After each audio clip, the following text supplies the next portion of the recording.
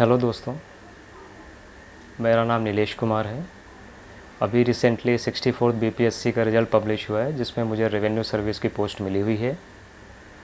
Qualification के respect में मैंने बीटेक एनआईटी नागपुर से कंप्लीट किया है और अभी रिसेंटली मेरा मास्टर्स पॉलिटिकल साइंस और इंटरनेशनल रिलेशन में चल रहा है। इसके साथ में मैं थोड़ा ब्रीफली अपना यूपीएससी जर्नी डिस्क्राइब करना चाहूँगा। मैंने 6 सिविल सर्विसेज मेंस लिखे हुए हैं और अनफॉर्चुनेटली मेरा लास्ट अटेम्प्ट में 10 मार्क्स से इंटरव्यू कॉल रुकी थी। इसके बाद में मेरे कुछ IFOS अटेम्प्ट्स बच रहे थे।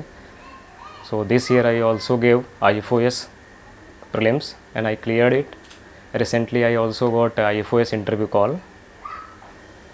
और यूपीएससी के जर्नी के दौरान ही मैंने 64th बीपीएससी का फॉर्म भरा हुआ था।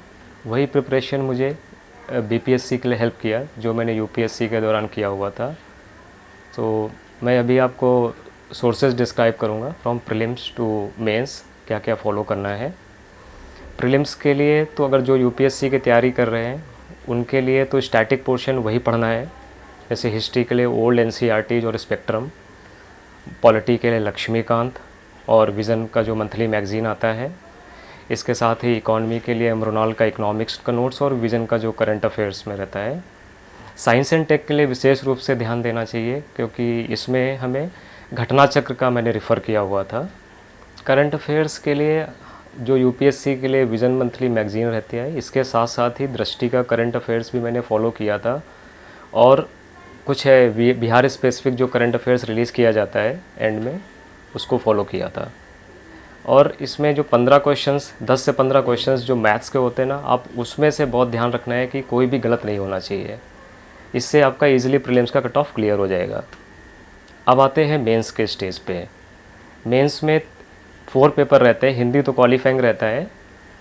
GS 1 में 3 सेक्शन होते हैं। पहला सेक्शन हिस्ट्री का रहता है। हिस्ट्री सबसे ईजीएस्ट पार्ट यही रहता है क्योंकि इसमें क्वेश्चंस रिपीटेड रहते हैं, जैसे लाइक 1857 रेवोल्यूशन की बात आ गई, कभी क्विट इंडिया मूवमेंट आ गया, चंपारण, इन्हीं में से ही क्वेश्चन रिपीट होते रहते हैं।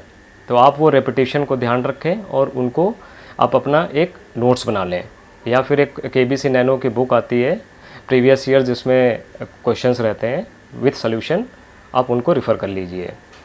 अब सेकंड सेक्शन आता है करंट नेशनल इंटरनेशनल इवेंट्स। अब यहाँ पे ट्रिकी पार्ट है क्योंकि कई क्वेश्चंस इसमें करंट इवेंट से रिलेटेड होते हैं जिसका कोई स्टैटिक सोर्स नहीं होता है। इसके लिए मैंने विज़न को ही फॉलो किया था। तो इसमें जैसे जो रिसेंट न्यूज़ में रहता है, अगर आज की बात करें तो अभी G7 न्यूज़ में है, तो इस तरीके के क्वेश्चंस आप ध्यान में रखिए, जैसे आत्मनिर्भर भारत हो गया। अभी सेक्शन 3 की बात करते हैं। इसमें स्टैटिस्टिक्स के 38 नंबर के 72 मार्क्स के क्वेश्चंस रहते हैं। इस पे आप स्पेसिफिक फोकस करिए, टारगेट करिए। अगर आप इंजीनियरिंग बैकग्राउंड के हैं तो आपके 72 में 72 सही होने चाहिए, अच्छे से प्रैक्टिस करके जाएं क्योंकि ये बहुत ही फेचिंग मार्क्स रहता है ये। इसके साथ में अब आते हैं हम पेपर 2 के लिए। पेपर 2 में पहला सेक्शन जो रहता है पॉलिटी का रहता है। इसके लिए मैंने लक्ष्मीकांत का फॉलो किया हुआ था और प्लस जो प्रीवियस ईयर्स क्वेश्चंस के बेस्ड पे जो रिपीटेड आते हैं, जैसे इलेक्शन कमीशन का बार बार पूछता है, गवर्नर के क्वेश्चंस आते हैं, या प्रेशर ग्रुप हो गया, कास्ट और क्लास इक्वेशंस का इंडियन पॉलिटिक्स में, आप इन पे एक नोट्स बना लीजिए और उनको रिपीटेडली प्रैक्टिस करिए। जितना आप प्रैक्टिस करेंगे उतना ही वहाँ पे एरर के चांस कम रहते हैं और प्रेजेंटेशन भी इम्प्रूव होता है।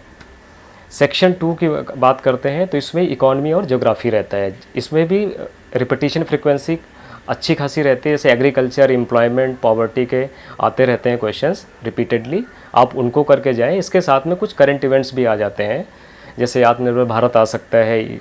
इस तरीके के क्वेश्चंस को आप पढ़ के जाएं। अब आता है थर्ड सेक्शन, जिसमें nuclear energy, satellites issues, global climate change, pollution, इस तरीके के टॉपिक्स पे स्पेसिफिक फोकस रहता है। तो इनको भी आप एक नोट्स बना के रख लीजिए। ऑप्शनल में एक ही पेपर रहता है। फर्स्ट सेक्शन में पॉलिटिकल थ्योरी और इंडियन पॉलिटी के इश्यूज़ कवर होते हैं। पेपर 2 में इंटरनेशनल रिलेशन रहता है। इसके लिए मैंने शुभ्रा रंजन के नोट्स फॉलो किए थे, लक्ष्मीकांत को रिफ़र किया था। और IR के लिए along with Shubhra Ranjan notes मैंने ORF वेबसाइट्स रिफ़र करी थी, उसमें कई सारे करंट इवेंट्स रहते हैं, और इंडियन एक्सप्रेस न्यूज़पेपर को थॉरली किया था और उसके नोट्स बना लिए थे।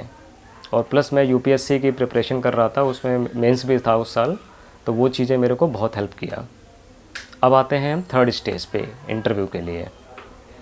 इंटरव्यू स्टेज में फर्स्ट जो रिक्वायरमेंट रहता है कि आप पोलाइट रहें और कॉन्फिडेंट रहें, नर्वस बिल्कुल भी ना हो। आप पोलाइटली उनको, अगर लेडी मेंबर है तो आप सबसे पहले उनको विश करें, जो भी गुड मॉर्निंग या गुड आफ्टरनून। उसके बाद में चेयरमैन और देन रेस्ट मेंबर्स को आप विश करें। उसके बाद जब वो क्वेश्चंस पूछते हैं तो आप इंटरप्ट ना करें, उनको पहले पूछने दें, देन आप 1 या 2 सेकंड का पॉज लेके देन रिस्पॉन्ड करें। और इसके साथ में बोलने के टाइम पे आप बिल्कुल रिजिड फ्लेक्स उनके सामने गेज़ मत करें, आप बाकी मेंबर्स को भी देखते रहें। और प्लस आपका जो व्यू पॉइंट है वो बहुत ही बैलेंस्ड होना चाहिए। आप अगेंस्ट गवर्नमेंट के मत जाएं, लेकिन आप बिल्कुल एक तरफा भी मत जाएं। अगर ह्यूमन राइट्स के इश्यूज़ हैं तो आप एक प्रॉपर स्टैंड ले सकते हैं। ये मैंने डीकेटी प्लेटफॉर्म के थ्रू आपको प्रीलिम्स, मेंस और इंटरव्यू स्ट्रैटेजी बताई। और एक चीज़ मैं आपको ज़रूर कहना चाहूँगा कि ये जर्नी बहुत लंबी होती है। मोस्टली लोग यूपीएससी प्रिपरेशन के थ्रू देन स्टेट पीसीएस की जर्नी में जाते हैं, बहुत लंबा सफ़र हो जाता है। तो आप स्टे मोटिवेटेड रहें, अपने हेल्थ को अच्छा रखें, और then only you can fight in this exam. Thank you.